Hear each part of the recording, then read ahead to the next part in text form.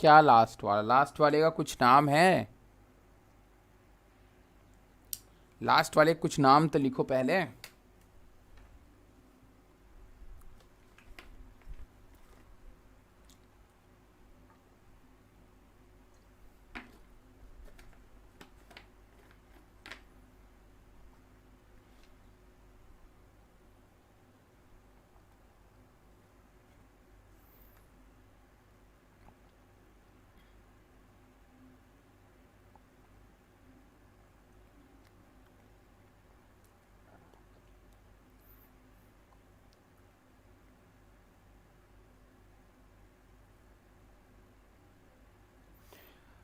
दे अरे लिखो। देखो, कुछ टर्मिनोलॉजी को मैं इसलिए बता रहा हूँ, आप लोग इन टर्मिनोलॉजी को ध्यान में रखिएगा। जैसे एलएससी हो गया। भैया मेरे, पहले पिगमेंट सिस्टम 2 शुरू होता है, पिगमेंट सिस्टम 1 नहीं। इस बात को ध्यान रखेंगे, फोटो कंफ्यूज मत होना पिगमेंट सिस्टम 1 में। देखो यहाँ पे पिगमेंट सिस्टम 2 जो होता है वो 680 नैनोमीटर की लाइट को एब्जॉर्व करता है, और पिगमेंट सिस्टम 2 सबसे पहले काम करता है, फिर पिगमेंट सिस्टम 1 काम करेगा। ठीक है। पिगमेंट सिस्टम 1 में कभी भी वाटर मॉलिक्यूल का ब्रेकडाउन नहीं होता है, कभी कंफ्यूज नहीं होना है आपको। इसीलिए बोल रहा हूँ, ध्यान से बहुत ही सुकून से सुनो, और जो बोल रहा हूँ उतना ही नोट करो जितना मैं समझा रहा हूँ। ये मत सोचो मैं पिगमेंट सिस्टम 2 और 1 को कहीं गलत लिख रहा हूँ, नहीं, मैं कहीं गलत नहीं लिख रहा हूँ। ठीक है, मैं बिल्कुल सही लिख रहा हूँ। और ये पहले, हमेशा पहले जो भी बात की जाती है वो पिगमेंट सिस्टम 1 की मैंने अभी बात की ही नहीं है। अभी मैंने पिगमेंट सिस्टम 1 का केवल नाम लिया है, पिगमेंट सिस्टम 1 की बात मैंने एक भी बार नहीं की है। ना तो पिगमेंट सिस्टम 1 में फोटोलिसिस ऑफ वाटर होता है, ना तो पिगमेंट सिस्टम 1 में आपको ऑक्सीजन इन्वॉल्विंग कॉम्प्लेक्स होता है। बस पिगमेंट सिस्टम 1 में एक चीज होता है, लाइट हार्वेस्टिंग कॉम्प्लेक्स। और लाइट हार्वेस्टिंग कॉम्प्लेक्स केवल क्या है? ये पिगमेंट मॉलिक्यूल्स हैं बस, और कुछ नहीं है लाइट हार्वेस्टिंग कॉम्प्लेक्स। समझ रहे हो ना मेरी बात? तो जो पिगमेंट सिस्टम 1 में कॉम्प्लेक्स पाए जाएंगे वही पिगमेंट सिस्टम 2 में पाए जाएंगे, but they are not able to break down of water. लेकिन वो वाटर मॉलिक्यूल का ब्रेक डाउन नहीं कर पाएंगे। ठीक है। तो मैंने जितनी भी बातें आप लोगों से अभी की हैं वो की हैं पिगमेंट सिस्टम 2। यही चीज मैं आपको बार बार समझाने की कोशिश आपको लगातार कर रहा हूं, कल से नहीं परसों की वीडियो भी अगर आप उठा के देखोगे तो मैं यही कह रहा हूं आपको कि पहले पिगमेंट सिस्टम 2 आता है। बार बार डायग्राम में मैं क्या बना रहा हूं? बार बार डायग्राम में मैं यही तो बना रहा हूं ना, that is the pigment system 2 and second one is the pigment system 1। यही तो बार बार बना रहा हूं कि अभी हम इसकी बात कर रहे हैं। फिर यहां से इलेक्ट्रॉन मूव करके जाएगा पिगमेंट सिस्टम 1 पे, तब हम पिगमेंट सिस्टम 1 की बात करेंगे। Okay, listen. लेकिन अभी पहले हमें किस पे सवाल उठना है? पहले तो भाई, अगर कभी आपसे किसी ने पूछ लिया कि बेटा ये बताओ, तुम इलेक्ट्रॉन तो बड़ा मूव करा रहे हो, बट इलेक्ट्रॉन आया कहां से है? तो अगर आप नहीं जानोगे टर्मिनोलॉजी को कि फोटोलिसिस ऑफ वाटर हुआ है या कैसे, अभी तुम बोलोगे वाटर मॉलिक्यूल ब्रेकडाउन, तो कहेगा फोटोलिसिस ऑफ वाटर क्या होता है? तो टर्म समझाना जरूरी होता है, हर एक बच्चे को एक टर्म समझाना जरूरी। और जो फोटोसिंथेसिस पहली बार पढ़ रहा है उससे सोचो, मेरे से पूछो कि मैं अगर किसी पहली बार किसी बच्चे को पढ़ाऊंगा तो क्या मैं उसको और बेसिक से बताता? कॉम्प्लेक्स होती है ना चीज़ें, इतनी आसान नहीं है। और आपको फंसा देगा कोई, अगर आप केवल एक लेयर्स पे पढ़ोगे तो कोई भी आपको फंसा देगा। बट जब आप एक रीजनेबल चीज़ों के साथ में पढ़ोगे, विथ फुली कॉन्सेप्ट पढ़ोगे, आपकी एनसीईआरटी में कॉन्सेप्ट दिया है, ऐसी बात थोड़ी नहीं कि आपके एनसीईआरटी में ऊपर ऊपर लिख दिया है। अभी एनसीईआरटी की बुकें पढ़ोगे तो कन्फ्यूजन आ जाएगी आपको। समझ में आ रही मेरी बात की नहीं? अभी मान लो अगर मैं तुमको हाइड्रोजन आयन ना बताऊं, तो इतना ज़्यादा हाइड्रोजन आयन का रोल है, बिना इसके तो एटीपी बन ही नहीं सकती। फिर कोई बोलेगा यार अच्छा, लोग कहते हैं कि हाइड्रोजन आयन के बगैर एटीपी नहीं बन सकती, तो क्यों नहीं बन सकती है? अगर कोई पूछ लिया तो, एनसीईआरटी पूछ लिया तो क्या करोगे? हाइड्रोजन आयन कैसे एटीपी बना रहा है? तो ये सब चीजें जानने के लिए जानोगे ना कि हाइड्रोजन आयन कहां से आया, आया कहां से हाइड्रोजन आयन, इलेक्ट्रॉन आ कहां से रहा है इलेक्ट्रॉन। अभी तुम्हें ये लग रहा है ना इलेक्ट्रॉन का बस इतना बेसिक सा ना, यही इलेक्ट्रॉन ही तो पूरी साइकिल रन कराना है। इसी इलेक्ट्रॉन को तो भाई एटीपी बनाना है। इसी इलेक्ट्रॉन से ही तो जेड स्कीम चल रही है। जेड स्कीम चलती किस पे, किसके बेसिस पे? इलेक्ट्रॉनिक के बेसिस पे होती है। सारा का सारा ऑक्सीडेशन और रिडक्शन किसके बेसिस पे है? इलेक्ट्रॉन के ही तो बेसिस पे है। और किसके बेसिस पे है? जो चीज, जो मॉलिक्यूल इलेक्ट्रॉन को रिमूव करेगा उसका ऑक्सीडेशन होगा, जो इलेक्ट्रॉन एक्सेप्ट करेगा उसका रिडक्शन होगा। जब इलेक्ट्रॉन ही नहीं रहेगा तो किसी का मॉलिक्यूल का ऑक्सीडेशन रिडक्शन नहीं हो सकता। यहां तक कि NADPH नहीं से NADPH+ नहीं बन सकता है। यही सब चीजें तो आपको समझानी है मेरे भाई, समझ रहे हो ना? तो अभी हम पिगमेंट सिस्टम 2 की बात कर रहे हैं, पिगमेंट सिस्टम 1 की हम बात कर ही नहीं रहे हैं। और मेन बेसिक आपको यहाँ पे समझाने का थॉट ये था कि पहले आप पिगमेंट सिस्टम समझो, 2-3 हम बाद में करेंगे, पहले पिगमेंट सिस्टम समझो, पिगमेंट सिस्टम में होता क्या है। तो पिगमेंट सिस्टम दो चीज़ों से मिलकर बना है, एक आपका कोर मॉलिक्यूल रिएक्शन सेंटर और एक आपका एंटीना मॉलिक्यूल एसेसरी पिगमेंट। ये बात आपको सबसे पहले बात तो ध्यान में रख लेना है। फंक्शन की बात मैंने आपको बता दिया कि भाई फंक्शन इसके आगे बहुत सारे होने वाले हैं, वो मैंने 4 फंक्शन आपको बताए, जिसमें पहला ही फंक्शन था photolysis of water, water molecule का ब्रेकडाउन किसकी प्रेजेंस में, लाइट की प्रेजेंस में। कौन करता है, पिगमेंट सिस्टम 2 करता है, पिगमेंट सिस्टम 1 नहीं करता है, पिगमेंट सिस्टम 2 करता है। Pigment system 1 dependent upon pigment system 2, pigment system वो डिपेंड करता है पिगमेंट सिस्टम 2 के ऊपर, पिगमेंट सिस्टम 1। आप इस बात को ध्यान में रखोगे, पिगमेंट सिस्टम 1 के पास में अपना इलेक्ट्रॉन नहीं रहेगा, पिगमेंट सिस्टम 1 के पास में हमेशा पिगमेंट सिस्टम 2 का इलेक्ट्रॉन रहेगा। लेकिन वही ना, क्यों, क्योंकि यही तो केवल वाटर का ब्रेकडाउन कर रहा है, तभी यही तो इलेक्ट्रॉन बनाने की कैपेसिटी रखता है पिगमेंट सिस्टम 2। इस बात को आपको ध्यान में रखना है हमेशा, ठीक है। अब हम आगे बढ़ते हैं, चलो। तो भाई यहां पे हुआ हमारा फोटोलिसिस ऑफ वाटर, यहां पे क्या हो गया, फोटोलिसिस ऑफ वाटर हो गया।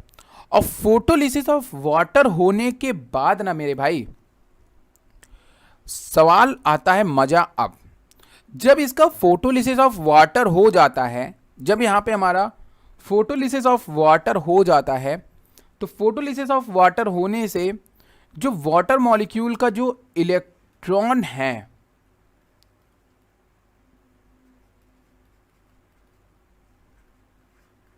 अब देखो यहां पे जो हाइड्रोजन आयन है, जो हाइड्रोजन आयन, अभी हम लोग रिएक्शन पढ़ कहां रहे, थैलेकॉइड के मेम्ब्रेन पे पढ़ रहे हैं, राइट।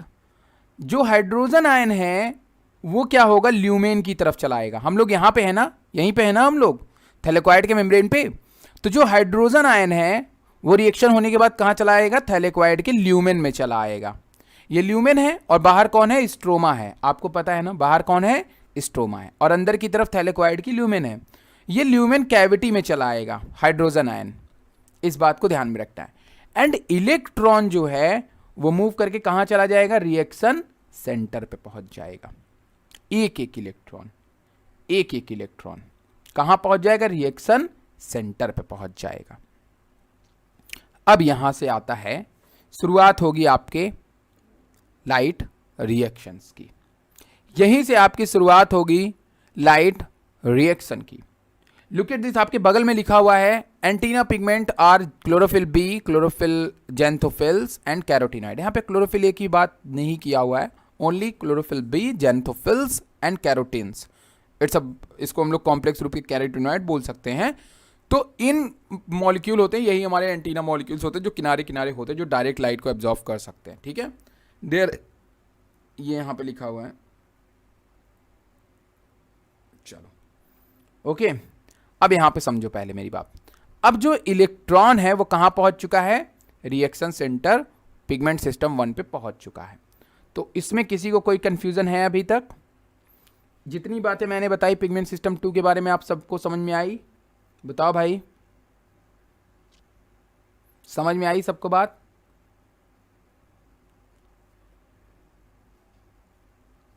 अंशिका बताएं।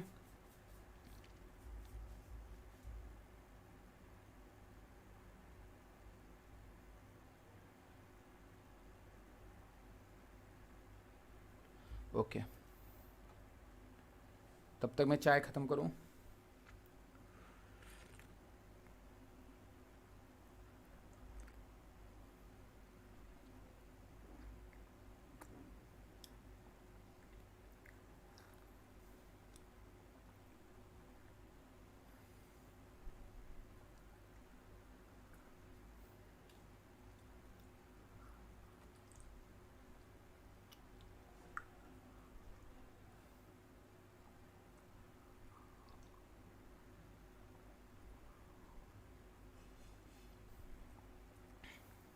अब देखो, अब देखो यहाँ पे,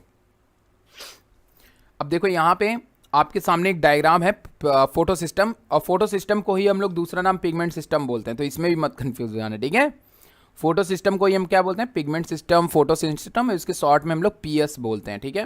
पिगमेंट सिस्टम, फोटो सिस्टम सब एक ही है, कोई एकदम कंफ्यूजन की बात नहीं है, ठीक है ना। तो ये पिगमेंट सिस्टम 2 मान लेते हैं, अगर हम इसको, इन्होंने नहीं माना है, हम मान लेते हैं, ठीक है। तो अगर आप ध्यान से देखेंगे तो हर एक किताब अलग अलग बनाती डायग्राम। देखो इन्होंने बगल में सेसेसिव पिगमेंट बनाए हुए हैं और बीच में क्या बनाया हुआ है, रिएक्शन सेंटर क्लोरोफिल ए बनाया हुआ है, राइट। और दिखा रहे हैं कि किस तरीके से यहां से होते हुए इलेक्ट्रॉन जो है कहां जा रही है, क्लोरोफिल ए मॉलिक्यूल के पास में पहुंच रही है। अब एक मस्त वाली बात मैं आपको बताने वाला हूं। देखो क्या होता है कि मस्त वाली बात यहाँ पे ये है, जो आपको अगर डिटेल में समझोगे तो स्ट्रक्चरली समझना पड़ता है, पर मैं शॉर्ट में एक बात लिखवा रहा हूँ, उसको आप ध्यान में रखिएगा। कोई आपसे अगर पूछ लिया कि इलेक्ट्रॉन जो है वो रिएक्शन सेंटर के पास जा कैसे रहा है, मतलब क्यों जा रहा है, मतलब जाहिर तौर पे अगर ये इलेक्ट्रॉन का ब्रेकडाउन यहाँ हो रहा है मेरे भाई, अगर हमें वाटर मॉलिक्यूल का ब्रेकडाउन यहाँ हो रहा है इस जगह पे, ठीक है, नीचे की तरफ देखो थैलेकॉइड का ल्यूमेन है और ये पूरी प्लाज्मा मेम्ब्रेन है, देख लो आप, और ऊपर स्ट्रोमा है, खाली वाला प्लेस, ठीक है ना, जहां पे डायरेक्ट रिएक्शन होगी। अब यहां समझो पहले मेरी बात को, बहुत ध्यान समझना। ये जो इलेक्ट्रॉन यहाँ पे आ रहा है रिएक्शन सेंटर के पास में, कोई आपसे पूछा कि यार क्यों आ रहा है, वाई द इलेक्ट्रॉन, क्यों, ऐसी क्लोरोफिल ए के पास में कौन सी चुंबकीय शक्ति है जो इसको अपनी तरफ खींच रही है? यस, यही चुंबकीय शक्ति होती है, क्योंकि chlorophyll A molecule contain magnesium ion, and the magnesium ion जो होता है वो एक पॉजिटिव चार्ज होता है, और पॉजिटिव चार्ज होने के कारण ये इलेक्ट्रॉन को कैप्चर करने के लिए बहुत ही ज़्यादा भूखा होता है नेगेटिव चार्ज कैप्चरिंग के मामले में। तो इसलिए ये क्या करता है कि अगर इसको जहां पे भी नेगेटिव चार्ज अगल बगल दिखता है, ये इसको अपनी तरफ खींचना शुरू करता है। The main basic thing is that, ये मैं नहीं कह रहा हूं कि नहीं, अगर जो वीडियो देख रहा होगा, जो कोई बड़ा इंसान वीडियो देख रहा होगा, वो ये सोचेगा कि यार क्या खतरनाक बता दिया, एक वर्ड में काम खत्म, पर ऐसा एक वर्ड में यही है। मतलब जो फाइनली कंक्लूजन इस सारे रिएक्शंस का होगा, मतलब इस सारे रिएक्शन का नहीं, मैग्नीशियम आयन का बहुत बड़ी रिएक्शन है, उसको बताना पड़ेगा पूरा, क्लोरोफिल ए मॉलिक्यूल का स्ट्रक्चर बनाना पड़ेगा, फिर उसमें मैग्नीशियम आयन दिखाना पड़ेगा, बट हमें इससे कोई मतलब नहीं है, हमें मतलब है आपको समझाने से। यहां पे बस इतनी भी ध्यान रखनी है, क्लोरोफिल मॉलिक्यूल ए क्यों जो है इलेक्ट्रॉन को कैप्चर कर पाता है, वो इसलिए, क्यों इलेक्ट्रॉन एक्सेप्टर है, वो इसलिए मेरे भाई, क्योंकि ए मैग्नीशियम आयन से बना हुआ होता है, इसके पास में हाईली पॉजिटिव चार्ज होता है, जिसके कारण ये इलेक्ट्रॉन को ज़्यादा से ज़्यादा कैप्चर कर सकते हैं। The first one is that, okay, ये आपको ध्यान में रखना है। नाउ अब हमारा इलेक्ट्रॉन पहुंच चुका है रिएक्शन सेंटर में। कहाँ पहुंच सका है? रिएक्शन सेंटर में पहुंच चुका है हमारा इलेक्ट्रॉन, रिएक्शन सेंटर में पहुंच चुका है। अब हम यहां से स्टार्ट करते हैं अपनी कुछ चीज़ों को। तो फर्स्ट ऑफ ऑल आप अपनी कॉपी में एक चीज़ उठाएंगे और नोट करेंगे जो पॉइंट मैं आपको अभी बताने वाला हूं, ठीक है। ये सबसे पहला काम आपको करना है, वो आप कर लीजिए। 1 मिनट रुके रहिएगा।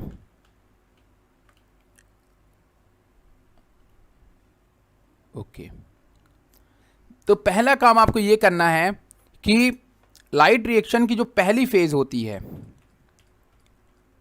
लाइट रिएक्शन की, यहां पे देखिए इस डायग्राम को बहुत ध्यान से, लाइट रिएक्शन की जो पहली फेज होती है, कॉपी में नोट कर लीजिएगा। सबसे पहली फेज होती है पिगमेंट सिस्टम 2 के पास में वाटर मॉलिक्यूल का ब्रेकडाउन, वाटर मॉलिक्यूल का ब्रेकडाउन, ठीक है। दूसरी फेज होती है कैरी इलेक्ट्रॉन, ठीक है। नंबर तीसरा, उसके बाद में क्या होती है, दूसरी फेज होती ये कैरी इलेक्ट्रॉन एंड ट्रांसफर, ठीक है। तीसरी स्टेप क्या हो गई? तीसरी स्टेप ये हो गई कि ATP generation through hydrogen ion and electron, ठीक है। तीसरी step, this is the first step, this is the second step, and this is the third step, and अंदर इज द फोर्थ स्टेप, ठीक है। पहला काम किया वाटर मॉलिक्यूल का ब्रेकडाउन, इलेक्ट्रॉन निकली, इलेक्ट्रॉन को कैरी किया, उसको ट्रांसफर कर दिया प्राइमरी एक्सेप्टर के पास में, फिर ये इलेक्ट्रॉन मूव करके पहुंचे कहाँ, P700 में पहुंचे, लेकिन उसके मूवमेंट के साथ में यहाँ पे ATP जनरेट हुई। तो step number 2 carry electron and transfer, step number 2 is ATP generation through hydrogen ion electron, and the third process, fourth process is that, इसमें क्या लिखोगे, photo pigment system 1, PS system 1, this is the PS system 1, PS system 1 accept electron and accept electron, बस इतना लिखना है। Okay, बस इतना ही आपको लिखना है, pigment system 1 accept electron, and 5 नंबर पे आप लिखिएगा पॉइंट में कि इलेक्ट्रॉन goes to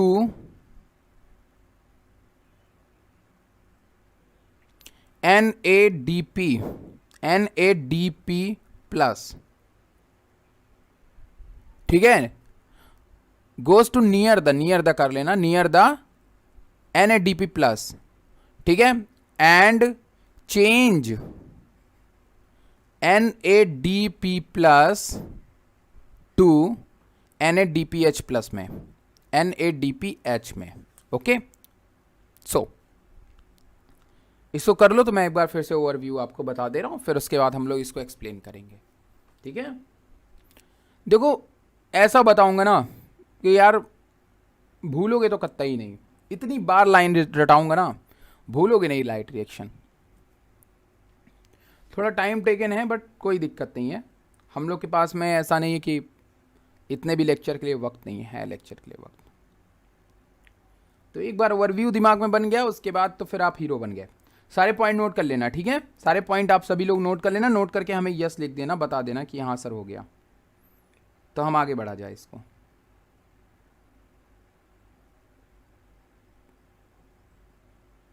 सारे बच्चों को समझ में आएगा तो मुझे थोड़ा सा अच्छा लगता है यार, ठीक है, समझ रहा हो वंशिका? अच्छा, मुझे ऐसा क्यों लगता है वंशिका पढ़ने में तेज है? सच में, रियली मैं बता रहा हूँ, और मैं सोचता हूँ कभी कभी कि सबसे ज़्यादा इसी लड़की को आता है, बट मैं फिर ये सोचता हूँ कि इसके कभी कभी ऐसे ऐसे सवाल होते हैं कि मैं परेशान हो जाता हूँ।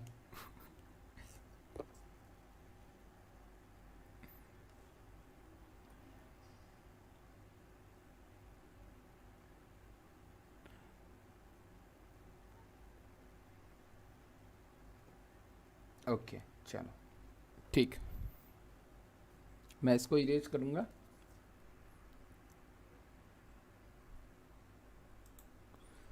पीटोगे गलत लगेगा तो, अगर मुझे गलत लगा ना तो तुम पीटोगे, इतनी बात तो तुम ध्यान में रखो। देखो मैं तो बहुत मामूली इंसान हूँ ना भाई, मैं केवल तुम्हें पढ़ा सकता हूँ, ठीक है ना, और मैं तुम्हें पढ़ाने के लिए ना वो करता हूँ, क्या कहते हैं उसको, चार्ज, है ना, समझ रहे हो कि नहीं। तो अभी तो मैं कलयुगी टीचर वाले में हूँ। पहले जो टीचर होते थे ना गुरुकुल वाले, वो बड़े तगड़े आदमी होते थे। वो क्या करते थे, वो अपने शिष्यों के साथ में भिक्षा मांगने निकल जाते थे, ठीक, कि भाई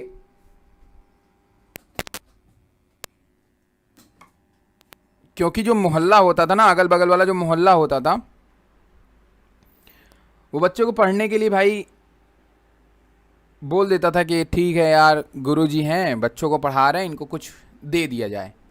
आज अभी आप निकल जाओ, ठीक है चलो यार, ठीक है आओ सभी बच्चों लोग, चलो यार थोड़ा सा डोनेशन मांगते हैं लोगों से, लोग कहेंगे हटो यहाँ से, हमारा बच्चा है क्या जो हम इसको पढ़ाएं। तो चीज़ों में बड़ा अंतर है, चीज़ों में बड़ा अंतर है। तो मैंने क्यों कहा कि मैं बड़ी मामूली चीज़ हूँ, मैं तुम्हें मामूली, देखो मैं मामूली चीज़ इसलिए बोला हूँ क्योंकि क्या होता है ना कि मेरे से बड़ा जो आपके लिए, जिसके लिए करना है, जो आपको समझते हैं, वो हैं आप ही माँ बाप। अगर वो आपको इन्वेस्टमेंट लगा रहे हैं आपके ऊपर, इसका मतलब ये है कि आपको वो बहुत बड़ा मानते हैं, ठीक है ना, मतलब आपको पढ़ने में बहुत अच्छा मानते हैं, आपने कभी ना कभी उनके नज़र में वो चीज़ें अचीव करके दिखाई हुई होंगी, ठीक है। तो मेरी बात, बस मेरी बात है ठीक है, मेरी बात तो मेरी बस बातें हैं, बाकी आप लोग मेहनत करो। नहीं नहीं ऐसा कोई बातें नहीं होती हैं, बट हाँ मुझे ऐसा रियलाइजेशन होता है कि नहीं यार ठीक है, मेहनती जो होता है वो मुझे तेज़ लगता है। ठीक है, जो मेहनती होता है वो तेज़ लगता है, और जो मेहनती नहीं होता वो लाख तेज हो, मुझे कभी तेज़ नहीं लगता। तो ये मेरा है कुछ। तेज़ नहीं, एयरप्लेन है, तुमको ही बनना है एयरप्लेन, समझ रहे हो कि नहीं? अभी 12th है, और 12th पास आउट होते होते एयरप्लेन तुम भी बन ही जाओ, और सभी लोग बन जाओ यार एरोप्लेन जो भी बनना है, बट समझ करके, ठीक है? मेरे से ज़्यादा, मुझे दिखाने से ज़्यादा अपने माँ बाप को दिखाने पे जाओगे तो ज़्यादा एनर्जी मिलेगी, ज़्यादा मोटिवेशन मिलेगी। ठीक है, चलो आगे चलते हैं। So the first one is that, मैंने आपको बताया कि 4 स्टेप बेसिकली आपको ध्यान में रखने हैं। The first one is pigment system 2, जहाँ पे वाटर मॉलिक्यूल का ब्रेकडाउन होगा, इलेक्ट्रॉन रिलीज होगा, इलेक्ट्रॉन एक्साइटेड होगा, and electron move to another complex या अनदर प्रोटीन। एंड सेकेंड चीज़ क्या है आपकी, एटीपी का जनरेशन है, एटीपी जनरेट होगा। Third one is electron transfer to pigment system 1, जो पिगमेंट सिस्टम 2 का इलेक्ट्रॉन है वो ट्रांसफर हो जाएगा पिगमेंट सिस्टम, यहाँ से जाएगा पिगमेंट सिस्टम 1 पे ट्रांसफर होगा। अगेन ये इलेक्ट्रॉन कहाँ ट्रांसफर होगा, NADPH के पास में। तो 4 बेसिक स्टेप, इलेक्ट्रॉन जनरेशन यहाँ हुआ था, लेकिन वो इलेक्ट्रॉन कहाँ तक पहुँचा, NADPH तक पहुँचा। ये होता है नॉन साइक्लिक क्या कहते हैं, नॉन साइक्लिक फॉस्फोराइलेशन। समझ रहे हो कि नहीं मेरी बात? यहां पे जो मैंने आपको साइकिल बताई ये नॉन साइक्लिक है, इसमें इलेक्ट्रॉन वापस नहीं आया है, इसमें इलेक्ट्रॉन सक्सेसफुली NADPH तक डिलीवर हो गया है। अब देखो मैंने नया टर्म यूज कर दिया, नॉन साइक्लिक। तो नॉन साइक्लिक का मतलब होता है कि अगर इलेक्ट्रॉन एक पिगमेंट सिस्टम 2 से निकले और वो जाकर के डिलीवर हो जाए NADP के पास में, मतलब ये इलेक्ट्रॉन जाकर के रिड्यूस कर दे NADP प्लस को, रिडक्शन कर दे NADP प्लस का, तो इसका मतलब successfully done non cyclic reactions. Look at this, बहुत इंपॉर्टेंट बात है, एक वर्ड में मैंने क्लियर किया, और आपको भी एक ही वर्ड में समझना है इसको, इस पॉइंट को नहीं भूलना है, इस वर्ड को हूबहू ऐसे रखना है। पिगमेंट सिस्टम 2 से निकला हुआ इलेक्ट्रॉन, जो किससे निकलता है मैंने बता दिया, वाटर मॉलिक्यूल से।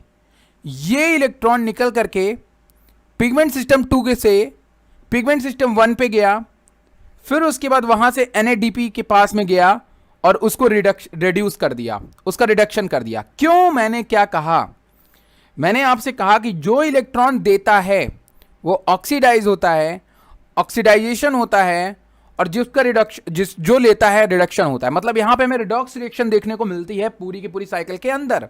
आप सभी लोग ज्यादा केमिस्ट्री पढ़े हो मुझसे तो समझदार हो, ठीक है?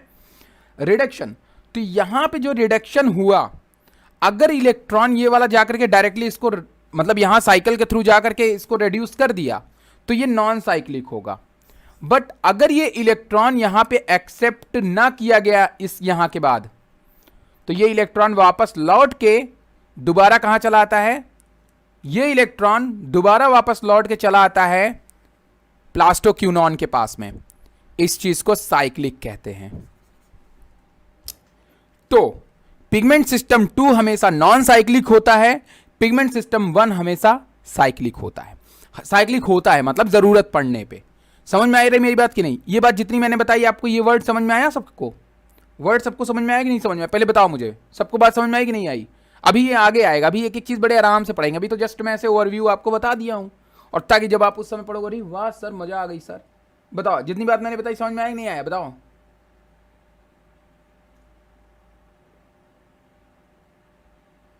सिंपल सिंपल वे में समझना है। देखो अब जानते हो बस आप कहां फंसे हो। अब बस आपको एक चीज और समझनी है, वो ये कि भैया अगर हमारा इलेक्ट्रॉन यहां पे आ गया है, तो सर आप इस इलेक्ट्रॉन का कर क्या रहे हैं? सर यहां पे हम इस इलेक्ट्रॉन का कुछ नहीं कर रहे हैं। अचानक से यहां पे जब सनलाइट पड़ी, ये इलेक्ट्रॉन एक्साइटेड हो गया, अरे किधर जाऊं किधर जाऊं किधर जाऊं किधर जाऊं। जैसे ही पिगमेंट सिस्टम 2 पे लाइट पड़ी, ये जो वाटर मॉलिक्यूल का ब्रेकडाउन हुआ, ये एक्साइटेड इलेक्ट्रॉन एक्साइटेड था, ये अपने पीक पे पहुंच गया। जब कोई चीज एक्साइटेड होती है तो वो चीज अनस्टेबल होती है। नोट करो इस पॉइंट को, जो चीज एक्साइटेड होती है वो चीज अनस्टेबल होती है। इसका मतलब अब ये इलेक्ट्रॉन रुकने वाला नहीं है। जब ये इलेक्ट्रॉन यहां पहुंचा तो भी ये एक्साइटेड स्टेट में था। ये जो ऊपर एरो दिखा रहा है ये इलेक्ट्रॉन के एक्साइटेड स्टेट को ही दिखा रहा है। Look at this diagram, beautiful diagram, बहुत सुंदर डायग्राम है।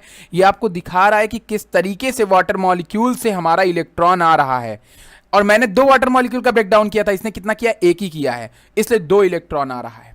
देखो यहां पे, लेकिन जा एक ही एक रहा है, जा एक ही एक रहा है, ठीक है, अभी एक ही एक जा रहा है। तो इलेक्ट्रॉन एक्साइटेड हो गया। एंड जो, अब मेरी बात पहले ध्यान रखना, मैंने पहले वर्ड आपके सामने क्या यूज किया, मैंने कहा कि if electron excited, if the electron is excited in state, excited state, they move one component to another component. वो एक जगह से दूसरी जगह पे दे देगा, दूसरे को इलेक्ट्रॉन सौंप देगा। तो इसने क्या किया, एक्साइटेड स्टेट वाले जो इलेक्ट्रॉन था उसको जाकर किसको दे दिया, प्लास्टोक्यूनॉन को दे दिया। जो चीज नोट दिस पॉइंट, जो चीज अनस्टेबल होती है वो स्टेबल होना चाहती है। जो चीज अनस्टेबल होती है वो अनस्टेबल होना चाहती है। ये दूसरा पॉइंट आप बहुत ध्यान रखना। इलेक्ट्रॉन एक्साइटेड तो हो गया, साथ में वो अनस्टेबल भी हो गया, बट अब वो स्टेबल भी होना चाहता है, जिसके लिए इसने अपना इलेक्ट्रॉन जो था उसको उठा करके दूसरे को दे दिया, ताकि ये रिएक्शन सेंटर फिर से क्या हो जाए, स्टेबल हो जाए, ताकि यहां पे इलेक्ट्रॉन का कंसंट्रेशन क्या हो जाए, कम हो जाए, ताकि ये दूसरा इलेक्ट्रॉन ले पाए। तो इसीलिए ये अपने इलेक्ट्रॉन को क्या करता है, डिलीवर कर दिया दूसरे के पास में, जिसका नाम है प्लास्टोक्विनॉन। प्लास्टोक्विनॉन। नाउ द प्लास्टोक्विनॉन जो था, इसके पास में इलेक्ट्रॉन आया, तो जो इलेक्ट्रॉन लेता है वो क्या हो जाता है, रेड्यूस, इसको रिडक्शन हो गया। फिर जैसे ये रिडक्शन हुआ ये अनस्टेबल हो गया। भैया इसके पास में इलेक्ट्रॉन आ गया तो ये एक्साइटेड, ये अनस्टेबल हुआ, इसने उठा करके अपना इलेक्ट्रॉन दूसरे दे दिया। कहने का मेरे मतलब ये है कि इसका रिडक्शन हुआ, फिर इसने अपना इलेक्ट्रॉन उठा किसी दूसरे को दे दिया, ऑक्सीडेशन हो गया, और फिर इसका इलेक्ट्रॉन किसने लिया, साइटोक्रोम कॉम्प्लेक्स में।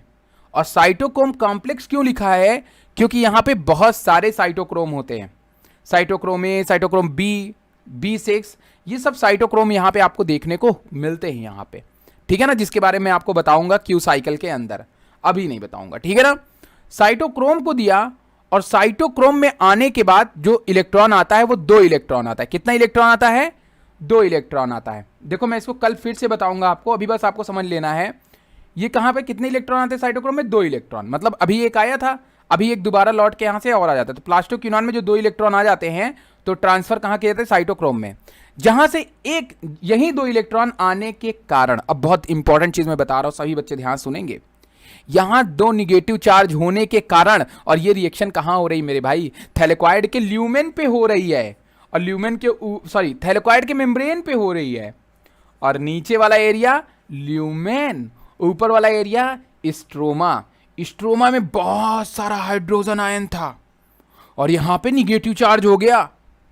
अब भाई क्या हुआ, दो हाइड्रोजन आयन स्ट्रोमा से मूव करके कहां चले आएंगे, ल्यूमेन में चले आएंगे।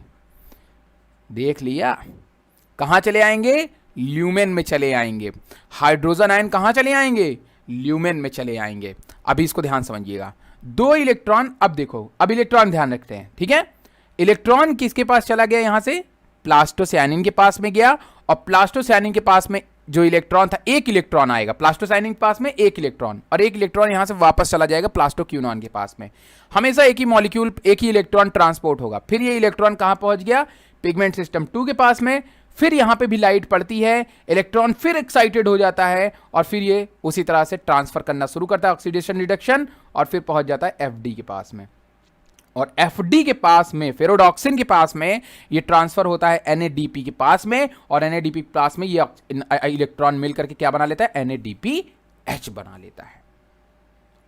क्या मेरी बात सभी बच्चों को समझ में आई? क्या ये छोटा इलेक्ट्रॉन ट्रांसपोर्ट समझ में आया? छोटा इलेक्ट्रॉन ट्रांसपोर्ट, इसको अभी हमने छोटा इलेक्ट्रॉन ट्रांसपोर्ट किया, कल इसको पूरा बड़ा कर दूंगा इलेक्ट्रॉन ट्रांसपोर्ट को। समझ में आया सभी को ये चीज जो मैंने आपको बताया? बताओ भाई, कहीं पे कोई कंफ्यूजन थी आपके? अभी देखो मैंने हाइड्रोजन आयन के ट्रांसपोर्ट को रोक रखा है, क्यों? क्योंकि ये एटीपी बनाने में मैं बताऊंगा। सभी बच्चों को इतनी बातें समझ में आई कि नहीं बताऊं?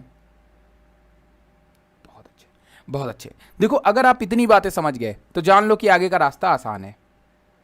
ठीक है, ये बेसिक था, ये बेसिक था, ये मैं बता रहा हूं आपको। ठीक है, क्योंकि जानते हो बेसिक कैसे था, मैं अभी आप बता रहा हूं, कुछ नया नहीं जोड़ूंगा, बट अभी आपको आगे क्या क्या पढ़ना है वो भी मैं आपको बता दे रहा हूं। देखो पहली चीज तो हम लोगों ने जो चीज़ें यहाँ पे पढ़ी वो ठीक था, वो तकरीबन हम लोगों ने यहाँ पे पढ़ डाली है, ठीक ठाक पढ़ डाली है, कोई दिक्कत नहीं होगी आगे आपको। ये रीज़न आपको जो है थोड़ा सा डिटेल पढ़ाऊंगा। यहाँ पे आपका क्यूनॉन ए, क्यूनॉन बी, साइटोक्रोम B6 कॉम्प्लेक्स, कैसे इलेक्ट्रॉन वापस जाएगा, कैसे कैसे लौट करके दोबारा आएगा, क्यों यहाँ का इलेक्ट्रॉन वापस आता है, कैसे लौट, क्योंकि सारा जो सेंटर है इलेक्ट्रॉन को मूवमेंट कराने का और हाइड्रोजन आयन को मूवमेंट कराने का, एटीपी को जनरेट कराने का, वो रीज़न यही है। इसी रीजन में मूवमेंट होता है तभी एटीपी जनरेट होती है। और किसका मूवमेंट होता है? हाइड्रोजन आयन और इलेक्ट्रॉन का। तो ये वो मेन रीजन है जहां पे एटीपी और वो बनेगी। और ये रीजन तो सिंपली इलेक्ट्रॉन यहां जाएगा, फिर यहां पे भी धूप पड़ती है, लेकिन यहां पे वाटर मॉलिक्यूल का ब्रेकडाउन नहीं हो रहा है ना, तो मैंने कहा था कि इलेक्ट्रॉन तो पहुंचा है, तो इलेक्ट्रॉन यहां पे भी एक्साइटेड होगा। और हमेशा ध्यान में एक चीज रखना, एक्साइटेड इलेक्ट्रॉन है तो वो डिलीवर होगा। एक्साइटेड इलेक्ट्रॉन कोई अपने पास नहीं रखता है, एक्स्ट्रा इलेक्ट्रॉन कोई नहीं रखता है, वो किसी ना किसी के पास में चला ही जाएगा। तो हमेशा ध्यान रखना कि अनस्टेबल रहेगा। तो जिसके पास में इलेक्ट्रॉन आएगा उसका ऑक्सीडेशन, जिसके पास में इलेक्ट्रॉन आएगा उसका रिडक्शन होगा, जिसके पास से इलेक्ट्रॉन जाएगा उसका ऑक्सीडेशन होगा। इस पॉइंट को भी ध्यान में रखना, क्योंकि फोटोसिंथेसिस सबसे ज्यादा यही वर्ड यूज किया जाता है। ठीक है, तो ये था आज का लाइट रिएक्शन, थोड़ा मोड़ा हल्का फुल्का एक लाइट रिएक्शन, लाइट वर्जन था लाइट रिएक्शन का। This is a light version of light reaction, light version of light reaction है ये। ठीक है, कल मिलते हैं और लाइट रिएक्शन को फुली डिटेल में डिस्कस करेंगे, पूरे रिएक्शंस को डिस्कस करेंगे, बेसिक नहीं डिस्कस करेंगे, थोड़ा एडवांस डिस्कस करेंगे, और फिर उसके बाद जंप करेंगे हम लोग केल्विन साइकिल की तरफ। पहले कल हम लोग ये बात कर लेंगे, फिर एटीपी वगैरह भी जनरेट करा लेंगे, कल तो टाइम रहेगा हमारे पास में, मतलब टाइम तो हमारे पास हमेशा रहता है। और कल की क्लास थोड़ी लंबी होती है तो कोई दिक्कत नहीं। आज के लिए इतना ही काफ़ी है आपके लिए। चलो भैया, टाटा बाय बाय। एनसीईआरटी पढ़िएगा, लाइनें आज आपको समझ में आएंगी। एनसीईआरटी पढ़िएगा लाइट रिएक्शन की, लाइनें आपको समझ में आएगी। और साइक्लिक वाइक्लिक भी मैंने थोड़ा मोड़ा बता दिया है, तो अगर आप लाइनें पढ़ेंगे तो कोई तकलीफ आपको नहीं होगी, सब समझ में आएगा। बस सिंपली से थोड़ा आराम से पढ़ो। एनसीईआरटी को जब भी पढ़ो अब तो वो लेकर के, पेन वेन लेकर के पढ़ना, ताकि आप नोट भी कर लो किस तरह से आपको समझ में आ रहा है। देखो जितना अच्छा आप अपने समझदारी से नोट्स बनाएंगे वो ज़्यादा बेहतर रहेगा। मेरा ठीक पड़ता है, ठीक है, मेरा ठीक पड़ता है, बट आप अपना अच्छा बनाइए नोट्स। ठीक है, मैं तो जो बनाता हूँ वो तो बनाइए ही बनाइए भाई, उसमें कोई दिक्कत ही नहीं। चलो आज के लिए इतना ही, टाटा बाय बाय। चलो गुड नाइट तो बोल नहीं सकता, शाम वाले लेक्चर में मिलते हैं।